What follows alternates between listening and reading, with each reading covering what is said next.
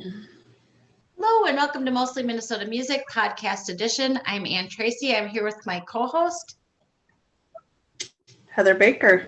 Yeah, and we are here today speaking with Sarah Kruger about her new project, Lanue.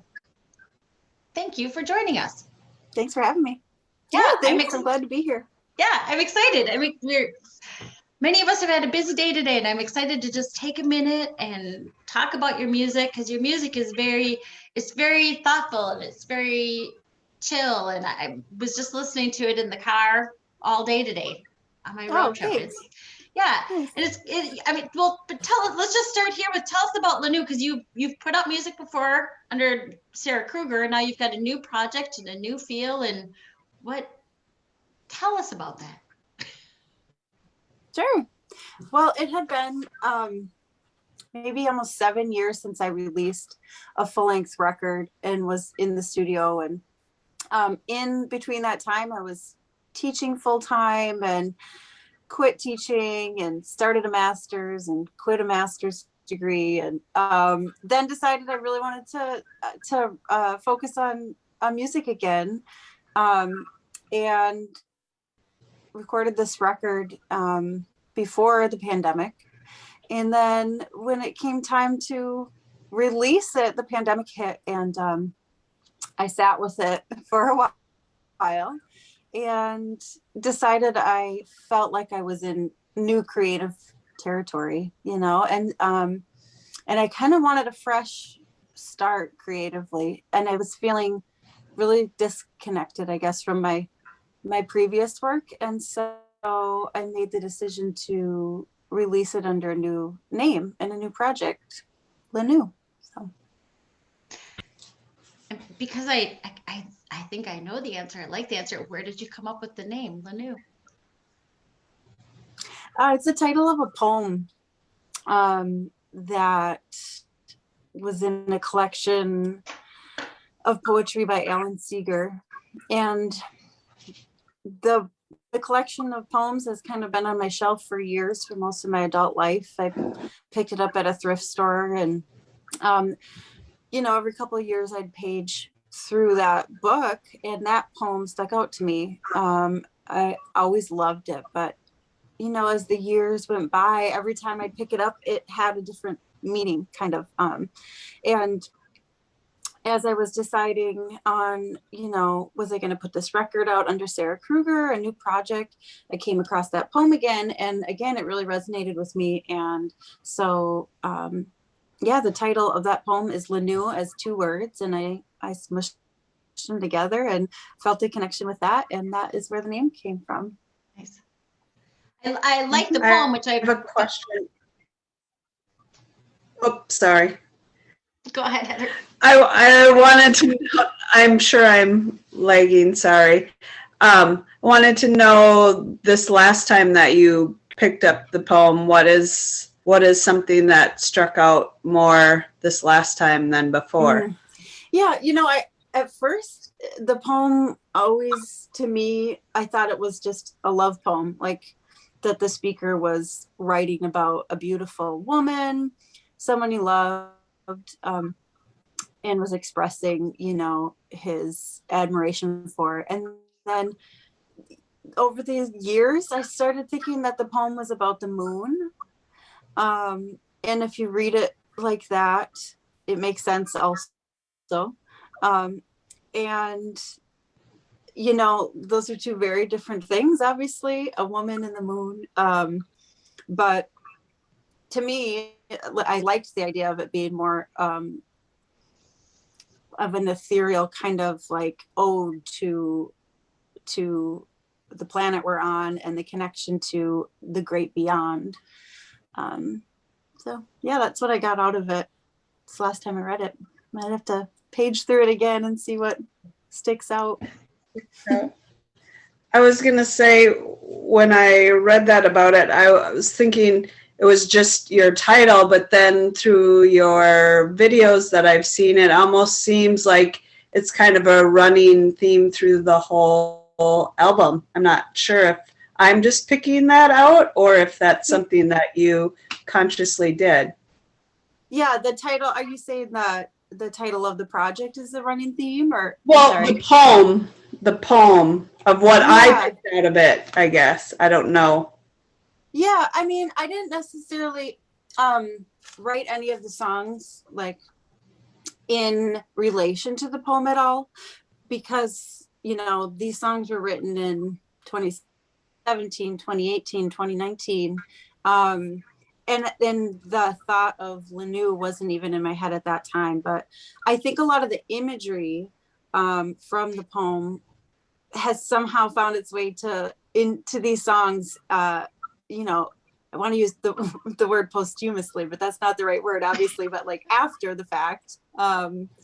And I think that's because, to me, music is often really visual, and I like the experience of listening to music in a visual way. And I often like can conjure imagery from songs in my experience with listening to music. And I think when I write music, that comes out too. So maybe that's where you're finding that connection. Yeah, or yeah, maybe that's why you're gravitated to it too, is just Right. that Yeah. it pulls out what you love. Yeah. Yeah, absolutely. Yeah. Well, it seems like there's a lot of nature too, some themes of Yeah, nature, there is. you know, very much. I mean, it feels kind of the earth, you know, just more Yes. natural, more, or of the water. I mean, it's, you know, I don't want to be. Yeah, you're right. And I live in Duluth. I've lived here for most of my adult life, or all of my adult life. And I do feel a really, really strong connection with the natural environment in this region, and specifically to the lake and the water. And it really is a source of inspiration. I think that both the wide open space on your eyes, when you look at Lake Superior from the vantage point of Duluth, it's like you don't get that feeling often. It's not the same as, you know, being in the woods or being by a smaller lake in Minnesota. It's a powerful feeling, and it's always resonated with me. And I think that really comes out in my songwriting. So Well, and the song "What I Love Most," I like the song, and I like the video. So complements it, and it seems to feel with that idea of in the water. And yeah, thanks. I know. And when I was working with Zoe Prine's Flash on that video, I knew that, you know, it was going to be filmed during a pandemic, and so there couldn't be a lot of people involved, and we had to be outside, and it had to be a safe situation. And really, you know, with that song, I was feeling like I just wanted to film that video like in my element of where I spend my time in. So we chose, you know, the garden that I garden at, across the street from my house, and then the lake, Park Point on Lake Superior, where I spent a lot of time in all seasons. And so I was happy with it, how it turned out. It feels like, you know, it feels like me. It comes from an authentic place. And I think for a first video for this project, it was fitting. And Zoe did a beautiful job capturing the feeling of both of those places. So yeah. it is. I like the combination of the two views. You know, but Yeah, I hadn't really thought about it. That the song was written and recorded before the pandemic, and then how interesting. Did you have any new views of it, looking back at it retroactively with an eye towards creating a video? I mean, it's.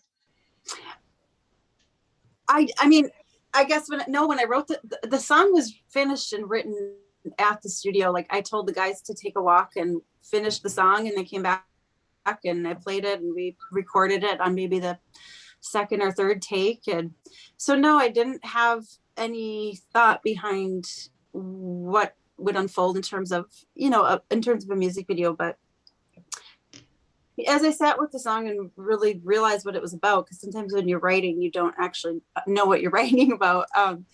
The imagery for the video, I think, started to pop into my mind, and I really just wanted that like warm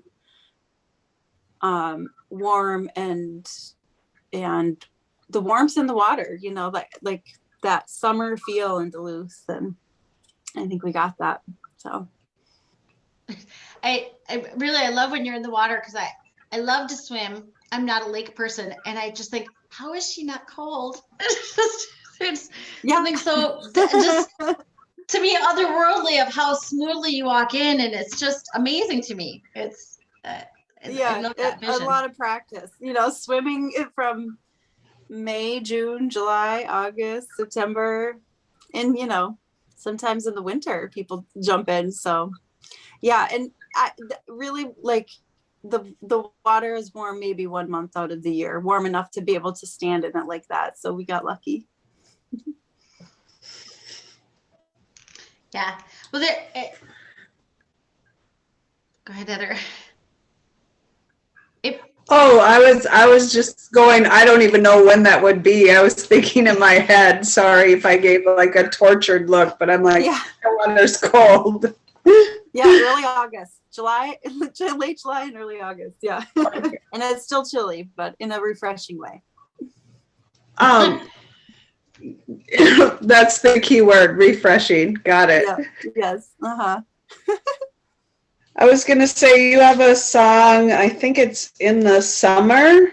Is that and you have a line in there, and I am so curious if you'll share. It says something cheap, singing cheap songs at the top of our lungs. I'm like, give us a cheap song that you were singing. Oh, yeah. Oh, yeah. So that line, you know, that comes from being like a teenager riding in cars together in the middle of summer and like, you know, having on those pop hits from like the 2000s. I mean, like, and they're still like so catchy and so, you know, like, gosh, of course none are popping into my mind right now, but there's just so many anthems from that era. And like,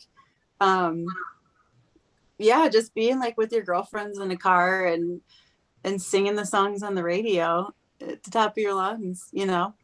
I have such fond memories of that time in my life, you know. I know it's weird on how a song can just bring you right back there. So I was like, Yeah. oh my gosh, I'm so curious. Yeah. Okay, well, I was listening, like cleaning my house, and I'm usually not a playlist person, but I've been thinking about playlist. I'm like, maybe I should start listening to playlists. Like that's what people do, right? But I'm usually a full album person, but I put on like a 2000, you know, 2000 rap and hip hop playlist. And some of the songs that were popping on, I think fit in that category. Like one of them was, "It took a while to get me here. I'm gonna take my time. Now cut that bullshit in your ear and let me blow your mind." Do, do, do, do, do, do, do. You know, like stuff like that. That's like what comes to mind when I think of those singing songs in the car as a teen. So yeah. And I know everyone has different eras of that, but for me, I was just gonna say, yeah, would it age me if I said I thought of the Go-Go's? Yeah. Right. Yeah, I was going to say thank you. Yeah. Go ahead. Sorry. I was just going to say thank you. I didn't mean to put you on the spot, but I didn't even know you were going to sing too. That was a bonus there. Yeah, that just popped into my mind. I'm like, what was on that playlist that I was singing along to? But,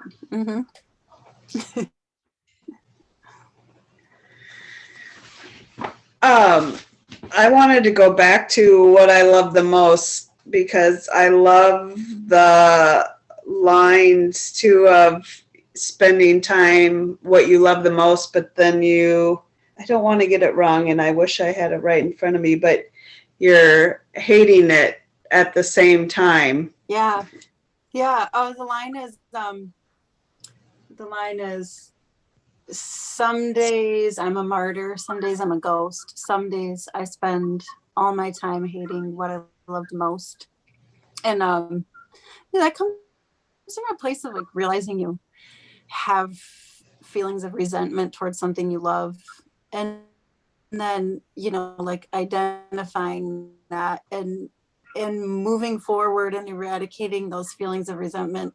And that can be like a small thing, like having a garden, like you can be, like love this idea of having a garden, and most of the time you love it, and then come canning season you're like, I don't want to look at another tomato, like I resent, like, or it can come from a place of like a relationship, or I had a friend the other day that was like, that song resonated with me as a mother, and I can see that too. Like sometimes you have like these difficult feelings that you have to process through toward something you love or someone you love, and and identifying those feelings and being like, the most important thing is that I move past this and focus on the positive. So that's where that line comes from.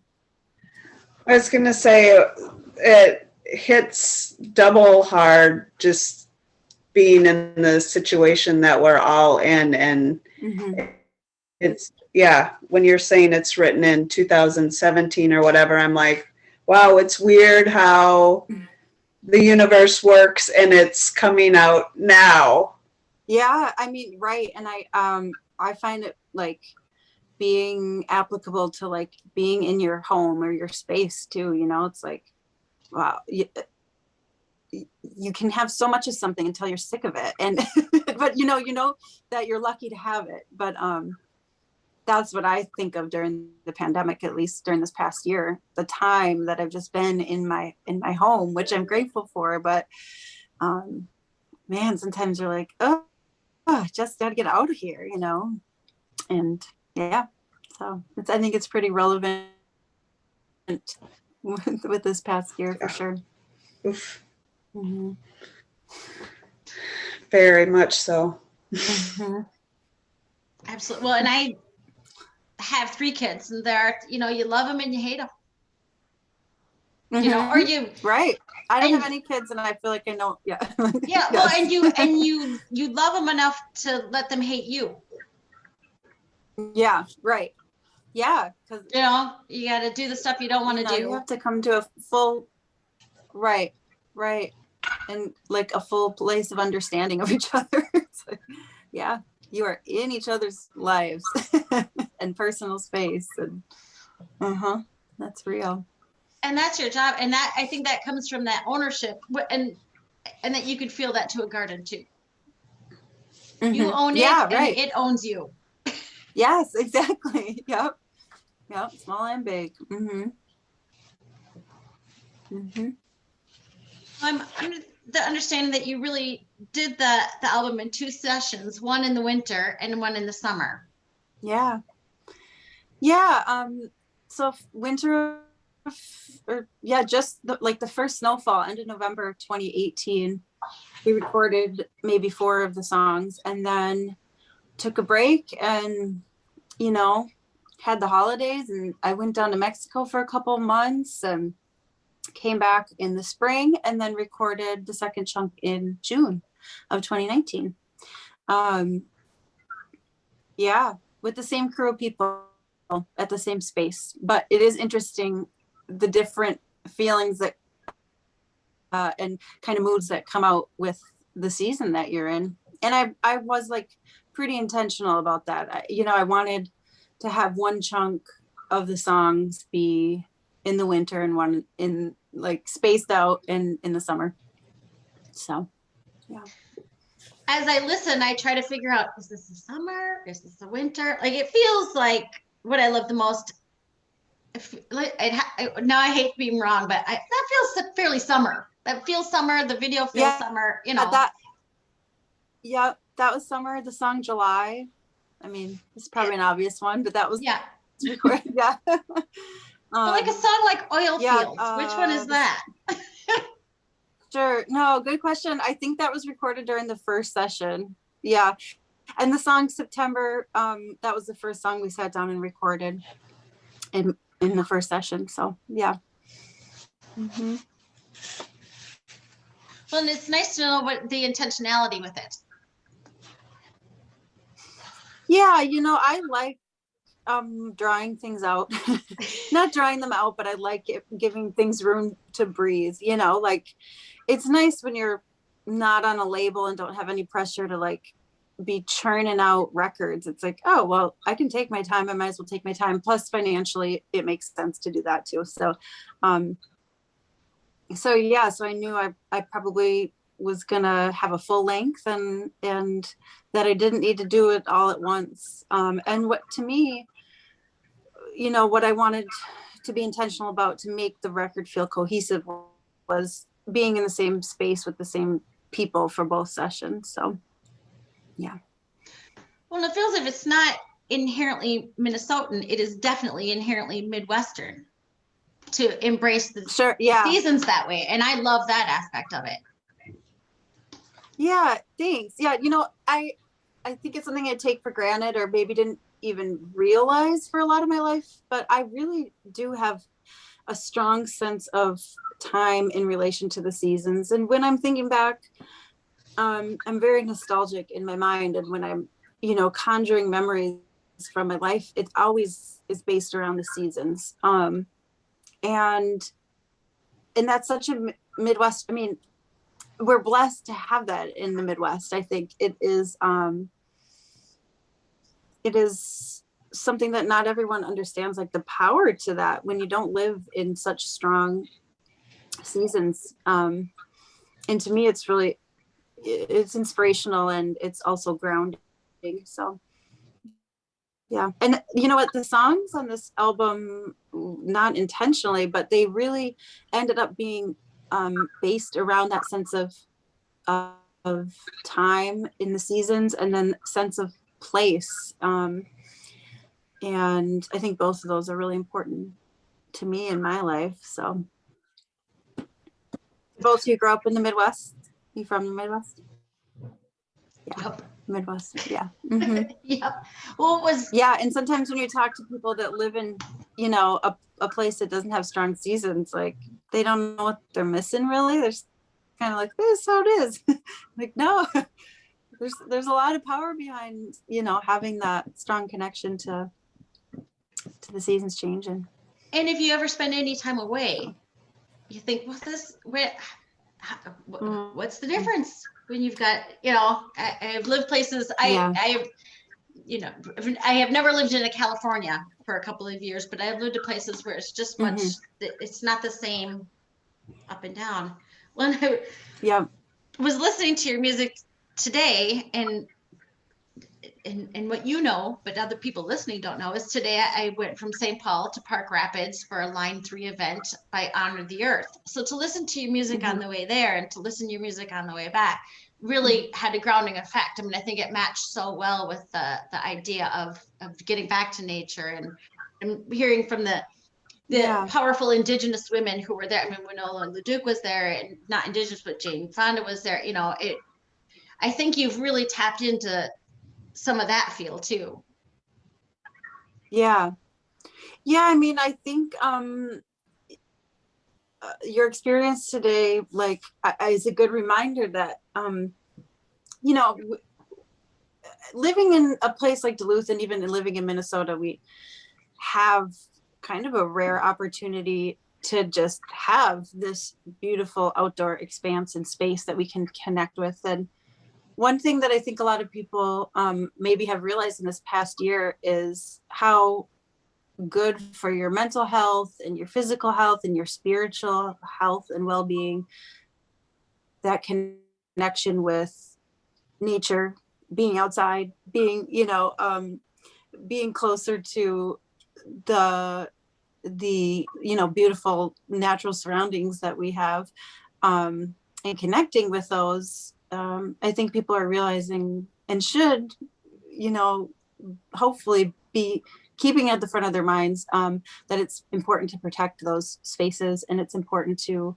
connect with them so that they can be protected. I think sometimes what's lost is people aren't connected to the things outside of their walls. And when you're not connected to those spaces, it's easy to forget about them and to not fight for them and to not, you know, speak up when they're being destroyed or in harm's way. And I think it's a really, you know, prescient time right now to be intentional about that connection. And I think music can do that. I think you're right. Like music is a good connection to nature in that way.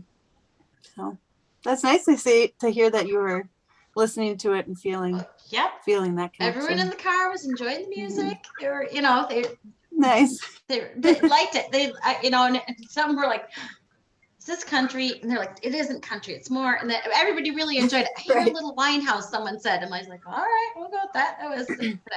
But I think you have Yeah, I mean, there is sure. there's absolutely a twinge of Americana in some of the songs, and then there is, Yeah. and I think of the war intro that there's just an experimental edge to it too. Yeah, I think oh, sorry, finish. No, I was just gonna say I know that I've seen that you've got JT Bates on the album, and I'm like, I think I hear some little alternative percussion going on from some of that, but it is a nice blend. It's, you know, rooted in some Americana and then branching out. So yeah, I think, yeah, you're right. And, you know, I think a lot of some of the songs, the instrumentation, like you hear that pedal steel and you're like, oh, country. yeah.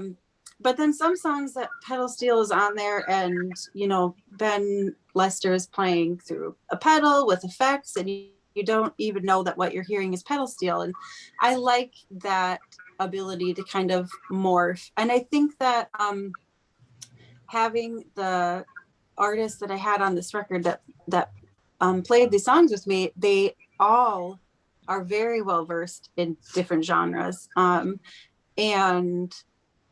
they can pull those genres in to me feels like genuine and interesting ways, without, you know, having one song be a pop song and one song be a country song. They you know, like that's, I really am grateful for their ear and their abilities to take both, you know, synth sounds and acoustic sounds and make something that feels authentic. And I think also, you know, they did a nice job having like a thread that goes through all the songs so the album feels like a cohesive album without feeling like it's pegged into one genre. And I like that. Because I don't want to necessarily be pegged into one genre. I feel like this project is a good way for me to branch out and experiment if I want to. You know, it makes it hard to like explain, maybe to press or to put it on a certain playlist. Like some songs, you know, you could be like, oh, this could be on a Spotify Americana playlist, and then the next song you're like, this would, you know, I don't think so, but to me that just reflects that, you know, personally I listen to a lot of different music and enjoy a lot of different kinds of music, and I don't need to, you know, limit myself, I feel like. So yeah. No. When you were gathering all your stellar lineup, genres of music, or was it like you cherry picked the really good ones because you had such a, you know, that's a good question. I think when I think back to my process of like who I was assembling to play on the record, I really just wanted to pick people that could hang in a room together and just like be comfortable, no one stepping on anyone's toes, everyone can collaborate and feel like they're on like a level playing field in terms of, you know, the atmosphere that's created in that room, you know. And really like it's not so often that people play songs live and record them live now. Like a lot of times people are piecing together, you know, you're playing to a click track and then you go in and you re-sing the vocals later and you go in and you do all the instruments stacked on top. But really we were, you know, Sean was at the piano most of the time and I was singing and playing guitar and JT was drumming, just, you know, and Ben was playing the pedal steel or some sort of synth, you know. And I wanted, you know, players and people that could hang together and feel comfortable and like it the songs would just be able to unfold. And so all of these guys I had worked with in the past in different realms. Steve Garrington, I've done work in the studio with, and he's played bass in my band quite a bit these past few years. And Sean Carey, I recorded a song with him on my last record, and I really liked how that one, turned out of all the songs. I'm like, oh, this one, I dig this vibe. And Sean's from Eau Claire, and that's where or not from Eau Claire, but he lives in Eau Claire, and I grew up there.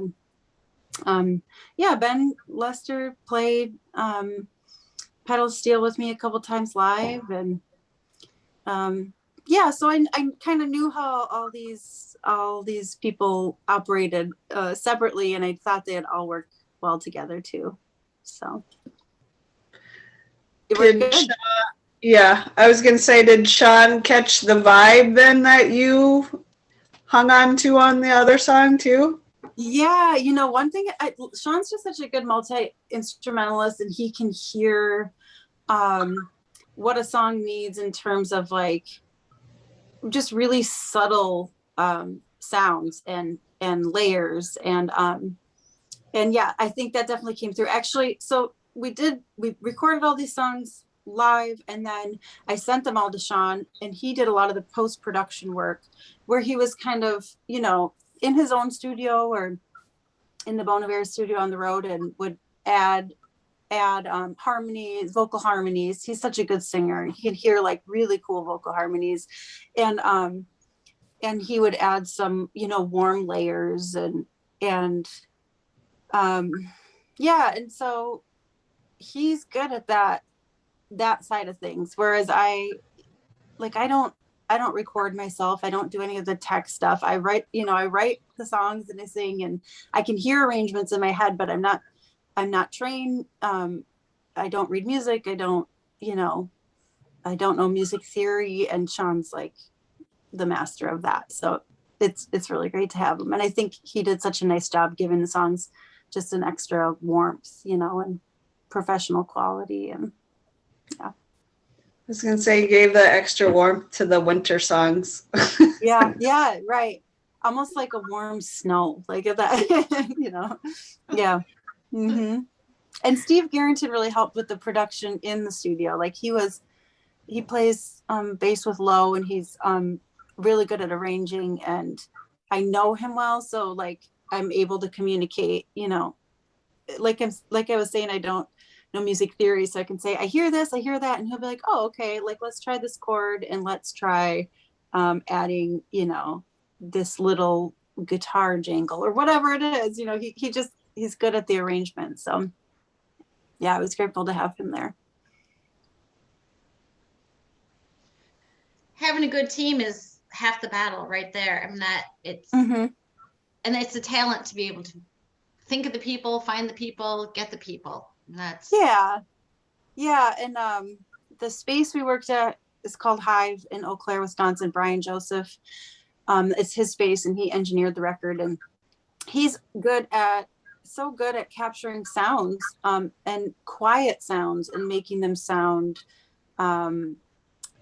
capturing like the authenticity behind quiet sounds in a room is a challenge, and he's really good at that. So, amongst many other things, but that's one thing I appreciate that, he did such a nice job with on this record was, capturing like a quiet singing voice in a way that makes it feel full it's a big talent, I think. Yeah. So I'm so happy with the work that he did on this record too. I think, and your voice on this album is so clean, with sometimes just a hint of aspiration. Just that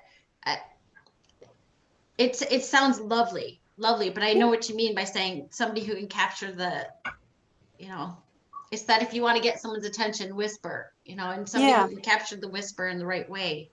Yeah.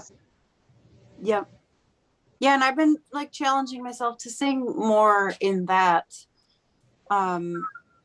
register. And, I grew up like belting, singing Mariah Carey and singing, gospel. And I like to sing that way, but I think it's more of a challenge for myself to like dial it back and really focus on having some vulnerability in my voice. And so I was intentional with that while writing these songs and recording them. And I like how it turned out. Like, I feel like it is authentic. It's my authentic voice. It's just like, you know, just a little bit more, what's the word I'm looking for? Sincere, kind of, maybe a little sincere. So I'm choosing my words carefully because I think sometimes an experience. I don't want to say maturity to somebody as young as you are, but I think it is having the understanding, knowing yourself. And you can't know yourself when you're 18, 21 years old. It's, you know, you think you do, but you don't. But I think it's knowing that you're good enough to hold it back a little bit. You know, I don't, holding back isn't the right word, but to, you know, to be quiet. But, you know, I think you're right. It takes a lot of listening to realize that you can let yourself come through in a different way and have it be just as powerful as singing loud. And I think that comes with time, and it comes with age and all, you know, and practice, and also just like having the confidence to know that your delivery is authentic to you, you know. So yeah, you're right. I think so. I have to find a better way to say that, but it's getting to that 10,000 hours that makes you, you know, the combination of 10,000 hours of doing something and the confidence to realize that you're there. Mm-hmm. Yeah, thanks. Yeah, I think you're right. And reflecting back, like, yeah, when I first started making records, I didn't know what I was doing. And not to say I like know what I'm doing now, but you know, it's just like I write these songs and I want to record them, and I've had, you know, a lot of time to sit back and be like, oh, that didn't work, or that's not the vibe I'm going for, and like but I still want to keep making me, you know, I'm like, I can do this, you know, more confidently and in a way that like I feel like I know what I'm doing now. I know my direction, you know, like I understand what I want out of this experience of, you know, being in a studio and having songs recorded. And it's a different thing than playing live, you know. And I really love it. I really love my time recording. It's like it feels really creative to me, especially when you can have a group of people collaborating in that way, where the song really becomes itself in that time and space, and you can really trust that they can hear you and see you and know, you know, what your vision is, and they can just take that to the next level. And I like that process a lot. Have you had your hand in the videos too? For when you were just saying, you know, your vision, you know, the vibe you want, have you been able to do that? I know the Where You Love the Most, we talked about that, but you have oh, go ahead. I just did the video for September. That's the one I just released maybe last week. And yeah, I made that one myself. I really love that process. So I'm going to keep doing that. Like, I've always been someone who likes to capture, like I've really always loved photography and capturing images, but lately thinking about using film and how I can express a song through a vision. That's been a really fun creative process for me. And I don't think I would have ended up having the time to do that if it wasn't for the pandemic. And, you know, for me, rather than spending a lot of time like writing music, I've actually really enjoyed like filming things and walking around and compiling them into visuals. So yeah, so the video for September, I spent like a bunch of time going through old film archives in the public domain, and that was really fun. Like I really like the idea of taking something old and making something new from it. and combining, you know, different unrelated texts and figuring out how to make them play off each other in a way that complements the song. And yeah, so that's something I'll keep leaning into, I think. And it just feels like without being able to play shows really right now, you know, people are on the internet a lot and I'm not that into the idea of doing live stream shows. They just kind of make me feel more sad, I think. And so I just feel like a little bit, you know, like, this doesn't feel good. Like I like connecting with people face to face over music. And so anyway, making videos feels like a fun little way for me to connect with people and get my songs in front of people that feels creative and authentic to me. So yeah. I like that you said that it's the way to connect, because that's what Ann and I, you know, go to so many shows, and that's what you miss.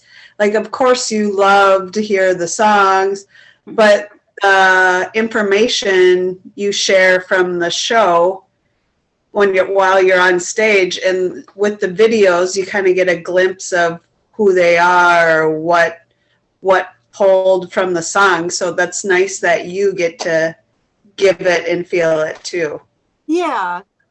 And thanks. And I do like you're saying, you know, having being able to play shows live is a real exchange of energy between humans, and it's a cool thing and something that of course we all took for granted, and we'll be back soon enough. But you know, for me, when I'm thinking like what's a way to substitute that connection, I feel like I might as well keep creating, like, because that feels authentic to me. I might as well just keep making something.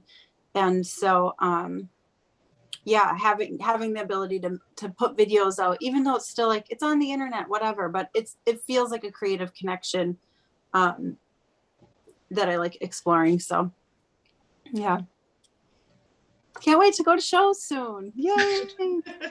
Right? Yeah. Absolutely. It's gonna be great. It's gonna be great.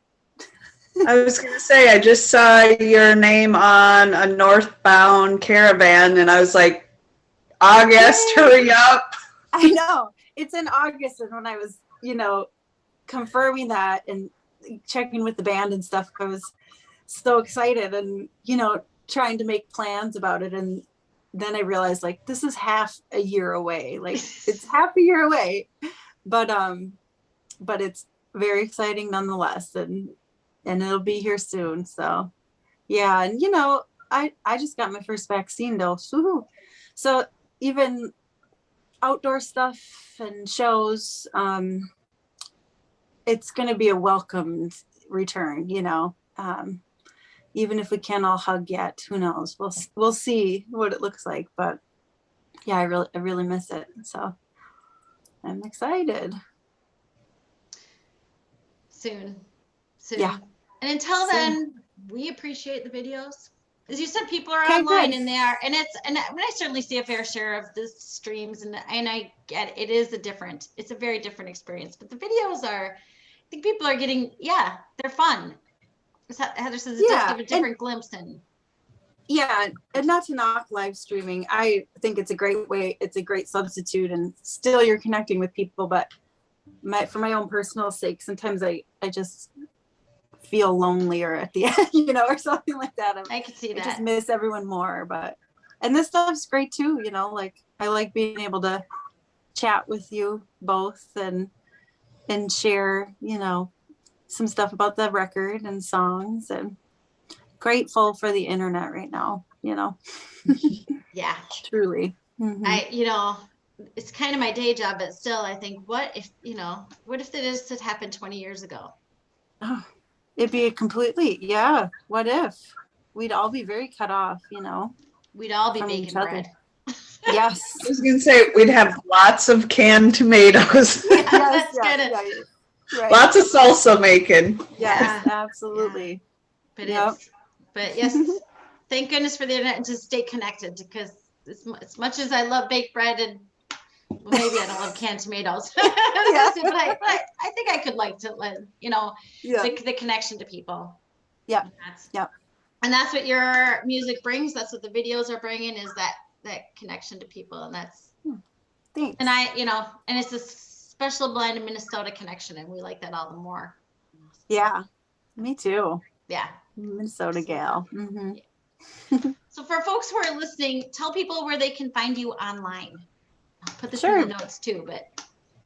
Yeah, so I guess if you just visit my website, which is lanuemusic.com, and LANUE, that has, videos, and if you need to reach out, and of course, you can find the music on all the streaming services. Put me on your playlist, and you can buy the record on Bandcamp if you want. Right now, it's just a digital download, or you can get, I might have one right here. Hold on. Or you can get a cool little print situation. Nice. Yeah, Nice. and I was trying to make the decision if I should press vinyl or CDs, and without there being shows, it didn't feel like the right decision to do that. But yeah, when they return, maybe I will get that out for a little merch booth setup. But yeah, for now, I mean, I don't know. I feel like people don't listen to CDs, and who wants 500 boxes of vinyl sitting around, when you can't be out playing shows. And yeah, you can find that all on lanuemusic.com, and be in touch. And your music, because of the strong tidal nature, is the perfect accompaniment to a walk. Yeah, thanks. And that's one of my favorite ways to listen to music, is just put headphones on and walk. And I think I encourage people to do that with this album, but with any album. I really like the idea of, listening through a full album in one sitting. It can feel like a commitment, but it also is like a cool way it's like self-care almost. Yeah. It's a way to connect with yourself and your surroundings and have a new experience. And it's also a good thing to do while you're driving, I think, too. But yeah, put on some headphones, take a walk.